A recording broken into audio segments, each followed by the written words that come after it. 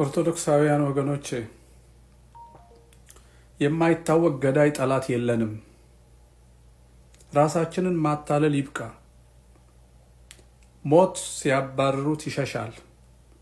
ሲሸሹትና ሲደበቁት እነሆ የአብይ አህመድና የሽመልስ አብዲሳን መዋቅር እጅ አድርጎ ሳይሰለች ያሳድዳል፣ ይቆረጣጥማል። የዋሃቢያ ጽንፈኛ ጂሃዲስቶችና ተረፈናዚ ክርስትና የወለዳቸው የጸሎት ቤት ፍልፍል ኦነጎች ይሄም መዋቅር እንደ እድል ይጠቀሙታል እንጂ በራሳቸው አቅም የላቸው። እረኞቹ ጳጳሳት አድምጡ። ወርቅና ካባ ምስጋናና ቅኔ የምታቀርቡለት፣ ቀኖና ሐዋርያትን የምትሽሩለት፣ የጎሳ ኤጲስቆጶስ መሳይ ዘረኛ የምትሾሙለት የ4 ኪሎ ጸረ ኦርቶዶክስ በዚህ በያዛችሁት የአድርባይነት ክርስቲያናዊ ግብራችሁ ቀጥላችሁ ሙሉ በሙሉ በልጆቻችሁ እስክትተፉ ይጠብቃል። ከዛማ እዛው ለድሎትና ለምቾት በተሸሸጋችሁበት የ5 ኪሎ ቤታችሁ ሰይፍ ይልክላችኋል።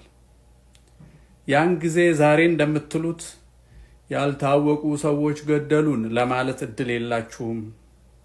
እንዲህ ያላችሁ የቀለዳችሁበት ምእመን ግን በሰማዕትነቱ የቤተ ክርስቲያንን ትንሣኤ ያውጃል፣ ራሱንም ተከላክሎ ያሸንፋል። ምን ያደርጋል? ያን ጊዜ የምስክርነት እድላችሁን አባክናችኋልና ይሄን የቤተ ክርስቲያን ትንሣኤ ለማየት እድል የላችሁም። ልጆቻችሁም ከጎናችሁ አይቆሙም።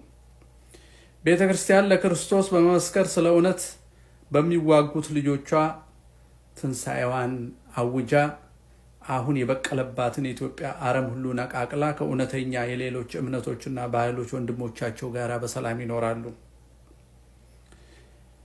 ምእመናን ስሙ። የምትገደሉ የምትሳደዱ ካህናት አድምጡ። በጠላት ፊት ማልቀስ፣ ደረት መድቃት ዋጋ የለውም። ዋጋ ያለው አንድ ብቻችንን እንኳን ሆነን ብንገኝ ጠላት ሲመጣ መሸሽና ማልቀስ መንቀጥቀጥ ሳይሆን አይኑ ውስጥ እያዩ መጋፈጥ ብቻ ነው የሚያዋጣው።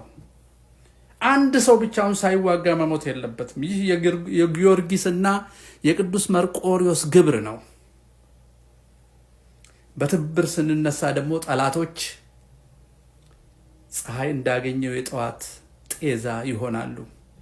ምክንያቱም ዓላማቸው ክፋት፣ መቆሚያቸው ስግብግብነት፣ ግባቸው ደም ማፍሰስ ስለሆነ የእግዚአብሔር ኃይል የላቸውም። አጋንንት ነው የሚያግዛቸውን ለማሸነፍ ንስሐ እንግባ። ለማሸነፍ እንተዛዘን፣ እንተባበር።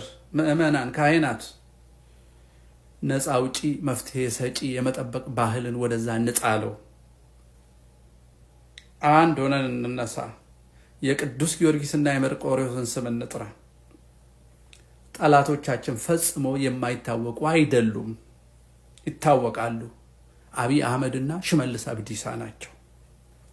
በስራቸው የተደረደሩት ጽንፈኞች ወባ የሰውነት ድካም ጠብቆ እንደሚነሳ የሀገርና የመንግስት ድካም እየጠበቁ የሚነሱ ደካማ በሽታዎች ናቸው። ይሸነፋሉ። ሁለቱን ጠላቶቻችንን በትክክል እንወቅ።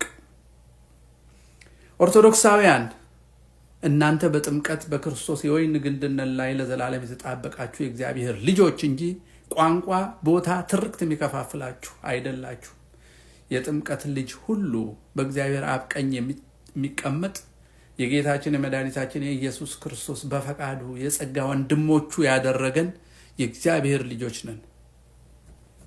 የኦሮምኛ፣ የአማርኛ፣ የትግርኛ፣ የወላይትኛ የቋንቋ ልጆች አይደለንም፣ የጥምቀት ልጆች ነን። ስለዚህ መለያየቱን ትተን በእነዚህ እኩይ ጥቂት ክፉ ሰዎች ፊት እንቁም፣ እንነሳ። እግዚአብሔር ከኛ ጋር ነው፣ እናሸንፋለን።